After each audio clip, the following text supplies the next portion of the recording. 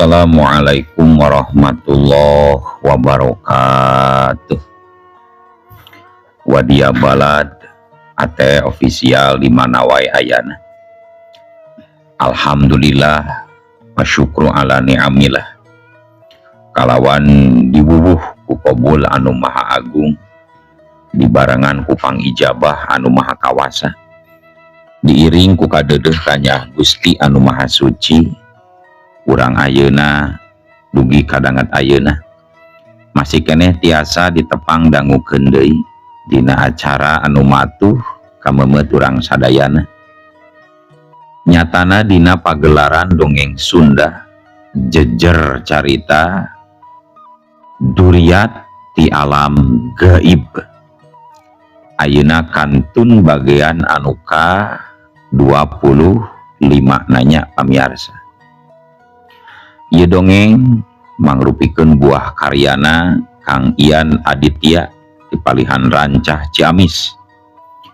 Kangge Kang Ian ngahaturkeun rewu nuhun laksaketik kabingahan rehna parantos ngintunkeun naskah sekaligus ngawidian mamang kangge medar ieu dongeng dina channel AT official ieu. Atuh sumangga kanu teu acan subscribe kantun subscribe heula. Ngarah langkung pogot sareng langkung semangat deui kasih mamangna dina enggoning medar ieu dongeng. Ming hilap di like di komennya nu saseueur-seueurna. Lainna naon, mamang masuk bingah kitunya. Upami maosan komentar-komentar ti para wargi sadayana teh. Kalintang bingahna deui upami mah link video mamang ieu dipangeserkeun atanapi dipangbagikeun gitu. Seueur lah media sosial anu tiasa diangge nge-share atanapi ngabagikeun link video mamang ieu. Atuh ngarah teu nyangkolong tingkana waktos sumangga. Ayeuna mah urang lajengkeun deui dongeng Duriat di alam gaib bagian anu ka 25 na. Sor cikopina betot simutna pagan heula tali kolorna bisi morosot merezel morozol uzel-uzelan di tengah jalan. Tumpak dung dung tes.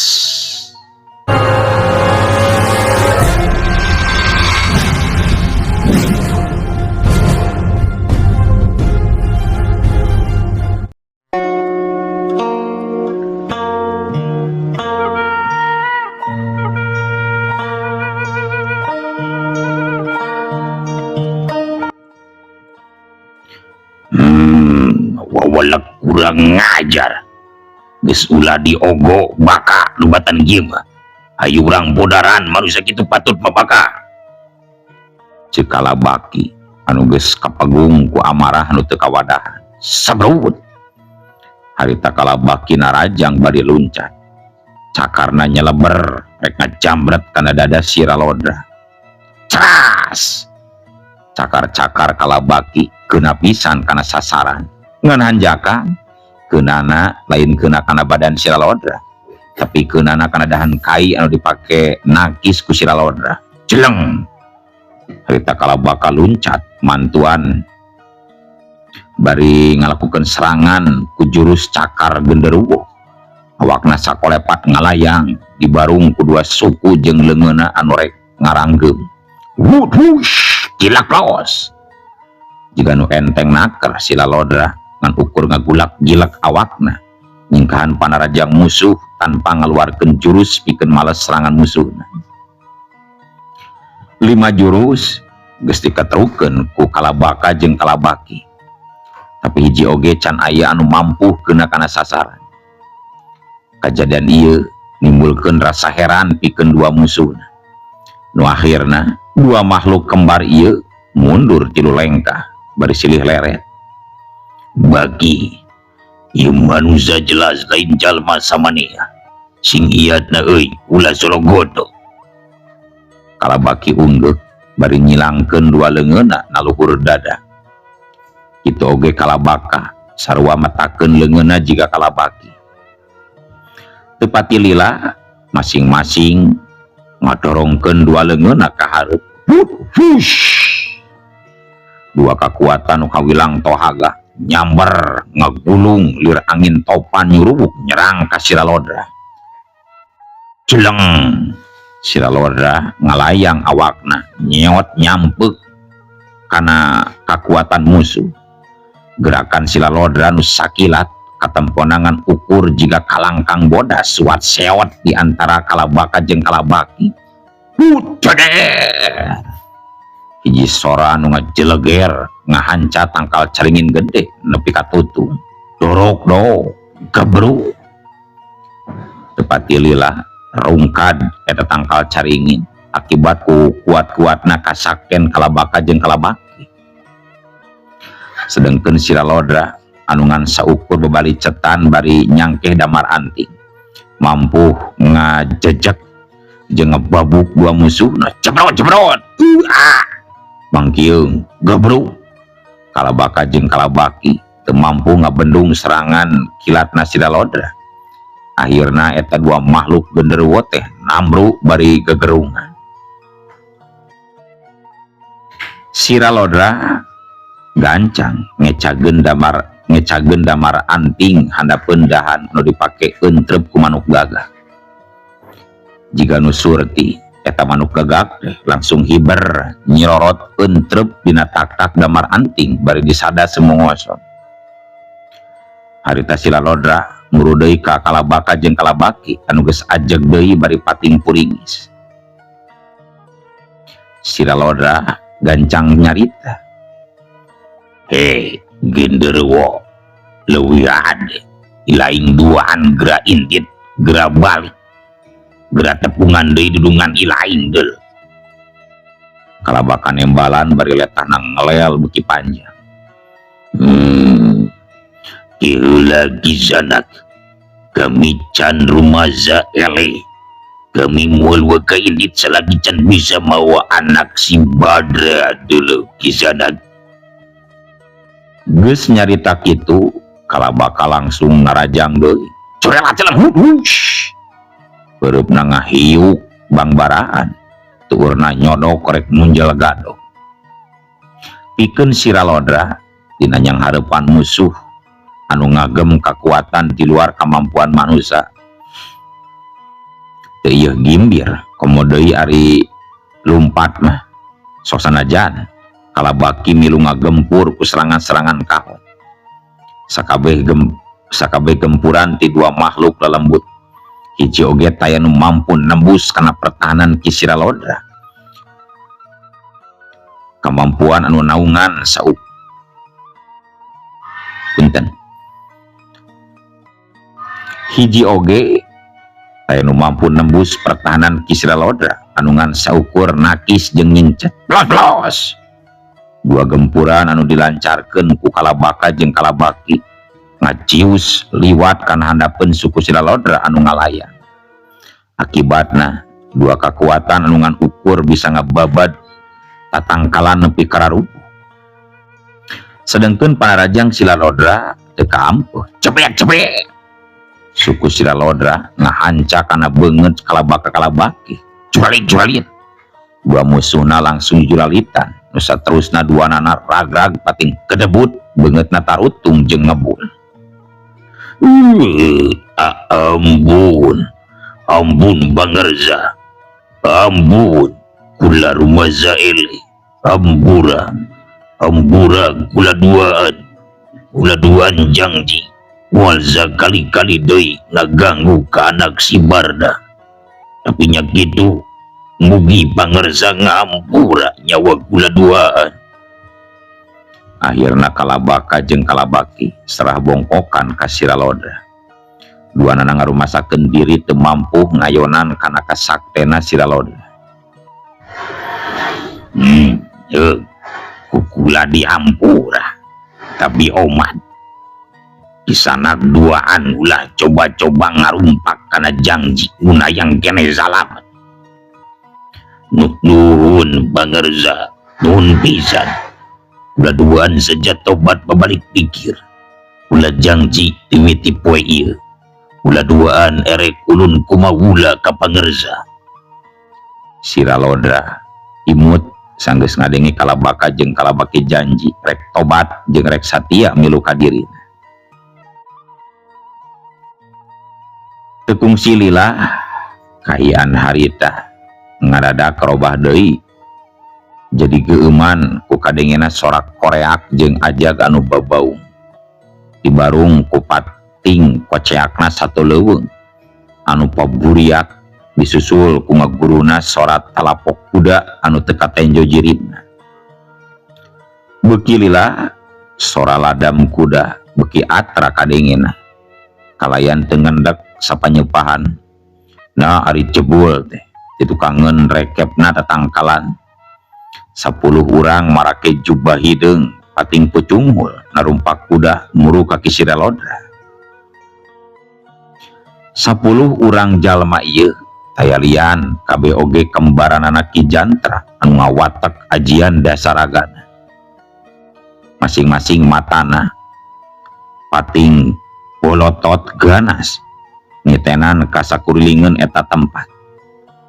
Nu saterusna Ki Jantra ngareret ka pelebah 2 genderuwo jeung manuk gagak anu cangegle natak-tak damar anting. Sedangkeun Sira Lodra katampona adem ayem sikapna tenang.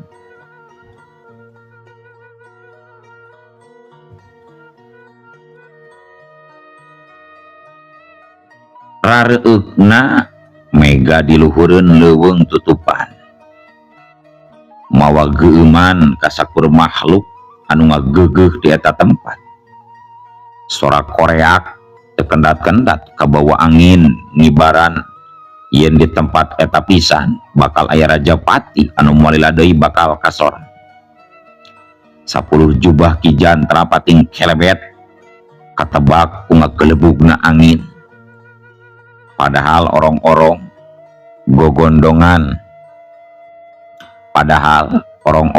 gogodongan sampata punten padahal orong-orong gogodongan samapta upakarangna sewang-sewangan. Harita Sira Lodra geus sayaga pikeun ngabendung gempuran Ki Jantra. Heuleut sapanginuman Ki Jantra kadenge nyentak sorana ngageder matak ngehudangkeun bulu pundu. Kisana nasa ilaing sabenerna jika geus bosan hirup meureunannya kusabab geus kumaha wani ngahalangan niat dewe geus wani ilu biung kana urusan dewe. Wana ugeut kula nu katelah Sira Lodra utusan ti nagri Sabah ngaja kula datang ka ieu tempat pikeun nyalametkeun damar anting mangrupakeun incu ti pangerza anu ngawaza nagri Sabah. Nya naon nagri Sabah dewek urusan jeung nagri Sabah aya patali naon ilaing jeung anak si Barda. Yeuh dengegeun Kisana bisi Kisana gayang nyao ari damar anting nyaeta anak Barda ti bojona nu aya di nagri Sabah. Kula ngaja datang ka ieu tempat pikeun nyalametkeun nu jadi anakna kusabab aya parenta ti kulawargana. Sakadapan Ki Jantra ngagarandang, wah hebat oge si Barda. Wawalak teh edan ari sugan ngan hiji pamajikanana. Untung dewek geus ngutus sirana weling pikeun mawa nyiratih kalinggabuana. Mun henteu asal ada kudu barabe oge nya ngahareupan jalma samodel kieu. Sira Lodra kula teu paduli ilaing utusan atawa lain. Anu penting ayeuna ilaing geura nyingkah. Mun teu nyingkah wayana ilaing bakal sanasib jeung si Barda deuleu Sira Lodra. Moal bisa Jantra, moal bisa nyingkah, kula keukeuh rek nyalametkeun damar anting. Jawab Sira Lodra tenang. Sedangkeun pikeun Ki Jantra tangtuna hal eta nimbulkeun amarah nu pohara. Kalayan teu loba deui mikir panjang, Ki Jantra ngangkat leungeunna anu belah katuh bari ngagorowok mere komando ka anak buahna sangkan nyerang Siralodra. Ulah diantep mangkluk ieu, serang! Ngaguruhna pasukan sabangsa ningkeun Dorowo, Jurig Jarian jeung Siluman minuhan leuweung tutupan anu karasa beuki geuman pikasieun. Jirim-jirim tanpa kalangkang pating belesat ngurusi Lalodra.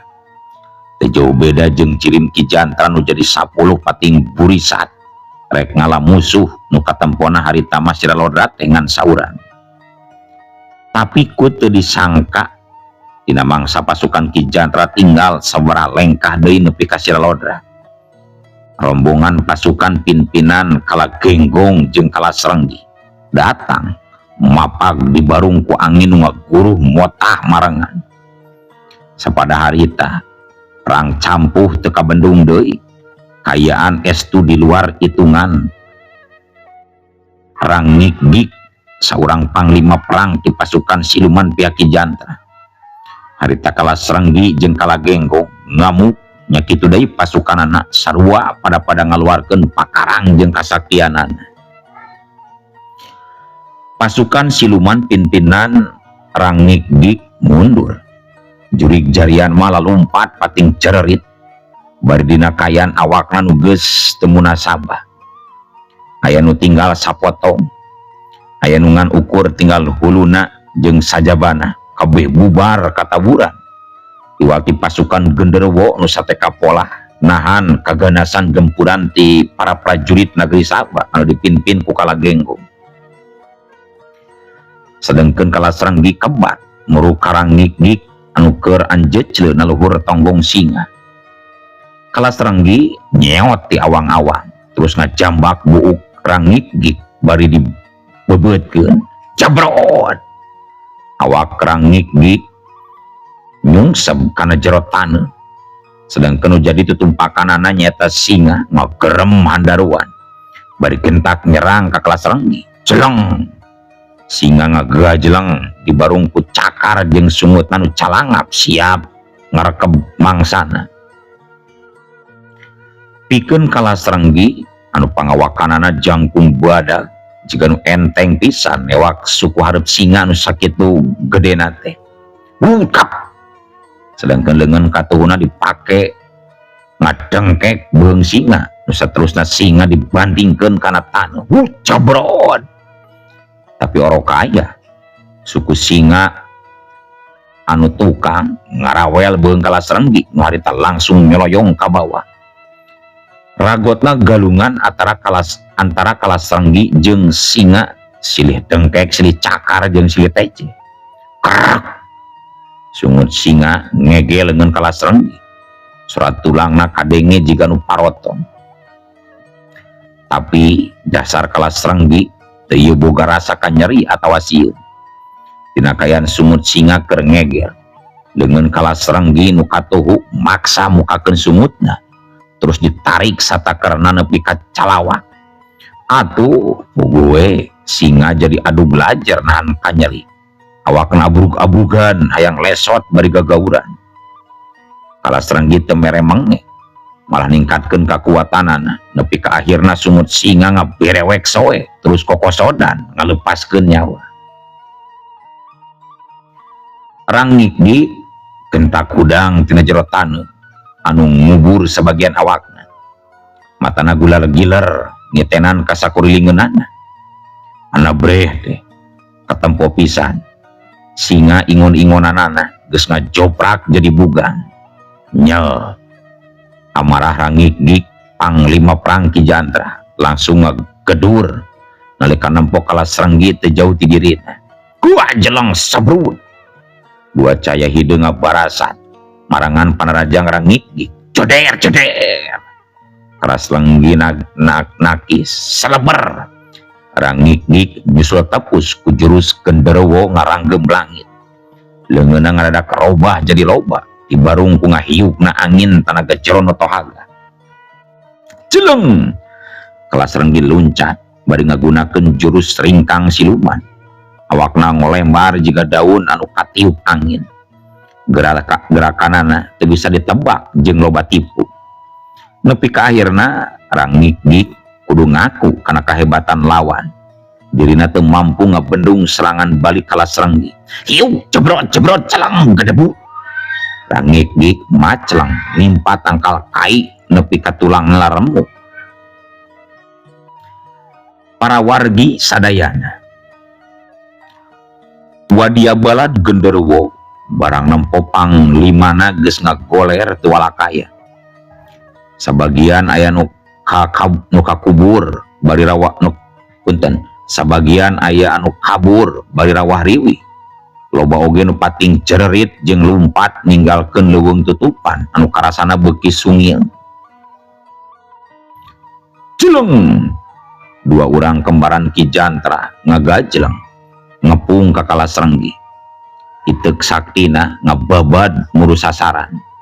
Sorana pating hariuk dibarung ku cahaya herang guguri lapan nyamberan. Terang! Kalas Renggi nangkis ku pedang hasil rampasan ti prajurit genderuwo. Tapi dumasar kana kakuatan jeung kasaktian Ki Jantra, pedang anu dipake nangkis ku Kalas Renggi teh teu mampu nandinganana. Pedang ngabletrak potong jadi 3. Sedangkan Ki Jantra terus merekpek ku serangan nu paling ngabahayakeun. Hiu ceras. Iteuk si Balagada mah notog kana tangkal kai nepi ka muradul. Kusabab Kalas Renggi bisa keneh nyingcatkeun beuheung anu ampir katiir. Dua waruga Ki Jantra beuki ngamuk dume musuhna masih keneh can rubuh.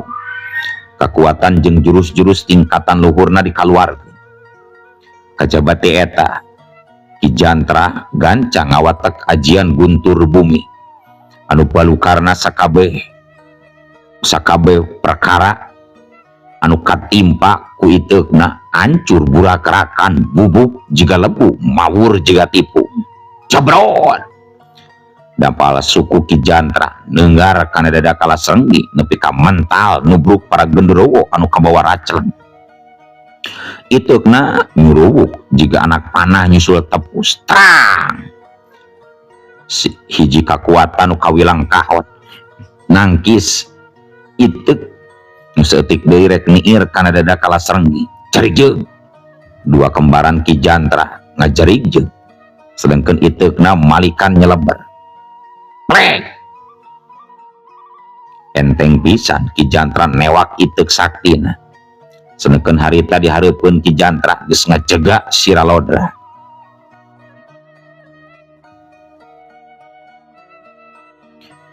Dua kembaran Ki Jantra ngagerung ambek. Dumeh Ki Siralodra kiwari bakal jadi lawan anu hese ditaklukeun. Sedangkan harita Siralodra ngan ukur mesem. Atuh kayan eta nimbulkeun seuneu amarah anu beuki ngentab pikeun Ki Jantra. Seret, Siralodra ngangkat leungeun katuhuna anu sapada harita hiji pusaka anu mangrupa gada ayana ceklanana. Ki Jantra anu geus kalap langsung narajang ngagunakeun iteukna. Sora iteuk anu muter pabuis nyerang lir angin puyuh pating kolepat ningker. Sedangkan Siralodra rikat ngayunkeun gadana dipake nangkis. Hiat, terang. Dua pakarang sakti bentrok nepi ka nimbulkeun kembang seuneu anu pating burinya. Wut.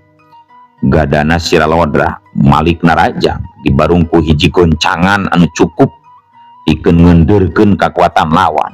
Cebrot celang, dua kembaran Ki Jantra macleng pating koceak tanpa ampun. Awakna hancur jadi lebu katinggang ku gadana Siralodra. Tapi najan kitu pikeun anu sejenna mah teu kapangaruhana naon, malah mah bisa keneh seuri barakatakeun. Percuma Lodra, ilaing moal bisa ngelekeun dewek. Geradeuleu ku mata sorangan, aing masih keneh aya deureu Lodra. Ceki Jandra susumbar sok sanajan ari hati letik nama rada ciut oge kawanina dumeh nempo kekuatan pusaka musuh nu sakitu ahing.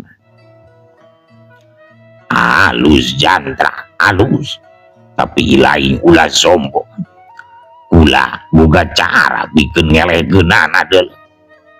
Siralodra nembalan teh eleh sengit bari luncat jeung ninggangkeun gada pusaka sabararang satakerna kana tanu buut bung rieng bumi alam ngadadak ngariek tatangkalan pating pelenoi jiga nu diayunkeun sasatawan pating burisat maracleng teu beda jeung sesa pasukan genderuwo nu mawur jiga kapuk kaanginan kabeh pada nyelamatkeun diri masing-masing. Kitu deui Damar Anting anu aya satukangeunana kalabaka jeung kalabaki akur ilu macleng ngan untungna Damar Anting ku kalabaki rikat ditewak terus ditangkep sangkan teu kabawa mentang. Sedangkan manuk gagah anu tadi cangegle bentak hiber tapi telilat terus nyirorot deui kana tak-tak kalabaka. Pikeun Ki Jantra hari terdirina ngarasa kaget luar biasa. Setik oge manehna teu nyangka yen Siralodra ngagem kasakten nu taya tandinganana. Ajian dasaraga anu diagem ku dirina harita mah ngadadak jiga nu eueuh guna kusabab kembaran anak KBG eueuh anu manggap mulia kiwaringan ukur tinggal dirina sorangan anu kudu nyang hareupan Siralodra kembaranana anu nyesa genep luslas laleungit. Utut Ki Jantra muter mikir kumaha carana sangkan bisa leupas saheulaanan ti Siralodra anu katempona lir malakal maut anu siap nyabut nyawana. Saulas akal licik Ki Jantra minuhan uteukna anu sapada harita Ki Jantra langsung nyentak. Siralodra dewek ngaku kana kasakten si laing tanpa tanding tapi lamun ilaing bener-bener jawara sakti geura lesotkeun eta gada hayu urang bito tama tanpa ngagunakeun pusaka deuleu. Tong boro-boro gada sok sanajan jurus-jurus gula lamun ku ilaing dipenta moal digunakeun hayu urang buktikeun lamun ilaing ngaku jawara Ki Jantra. Siralodra nembalanana teh eleh gos tapi cukup nimbulkeun bang baluh kana kayaan Ki Jantra anu memang geus turun. Ki Jantra ngagerendang waduh bahaya jika kieu mah Siralodra bener-bener moal bisa dielehkeun tapi rek dicobaan we ku aing mah bari neangan jalan pikeun nu mabur. Kitu harita galecokna hate Ki Jantra bari siap ngayakeun serangan. Hubet dua dampaleungeunna nyolodor merekpek ibarengan ku ngacorelatna awak nyampeuk ka Siralodra. Hiu blas lima ramo Ki Jantra meber liwat ka hareupeun irung Siralodra nu ngelau. Tapi Ki Jantra gentak narik mulang deui seranganana terus ngaroba jurusna ku jurus ngabirawa. Hiu dua jurus sekaligus narajang hulu angan. Siralodra gancang nyingcet ku gerakan kecil gesit ngeplos. Serangan Ki Jantra ngeplos. Tapi posisi Siralodra geus aya gigireun Ki Jantra. Atuh Ki Jantra gentak malik bari nunjelkeun siku. Tapi orokaya pereup Siralodra kaburu nyayang kana cukang irungna. Cabrot bangkieung cer. Bari ngabangkieung tina irung Ki Jantra muncrat getih. Kumaha wani keneh Jantra cek Siralodra mapanas musuhna. Rai harita Ki Jantra beungeutna beureum lir beusi atah beuleum bakat kuwira. Wah kurang ajar sia rasakeun sia. Lihat temal Ki Jantra bari ngadorongkeun dampaleungeunna. Wush sagumpal angin panas narajang ka Siralodra. Hawa panasna sumebar ngarembet kana daun-daun nepi ka hurung. Seuneuna ngagedur ngapeulem sakur dahan-dahan gari. Harita Siralodra gancang motongkeun rang-rang anu loba keneh dangdaunan anu saterusna dikebut-kebutkeun jiga keur ngageberan hus sagulung angin tiis sapada harita mampu meruhkeun kekuatan angin panas panarajang Ki Jantra. Sok sanajan Siralodra ngan ukur ngebutkeun rang-rang belasrat Ki Jantra kaseret aya kana dua tumbakna, malah saking kuat-kuatna suku Ki Jantra nepi ka mebes sama pemuncanganana.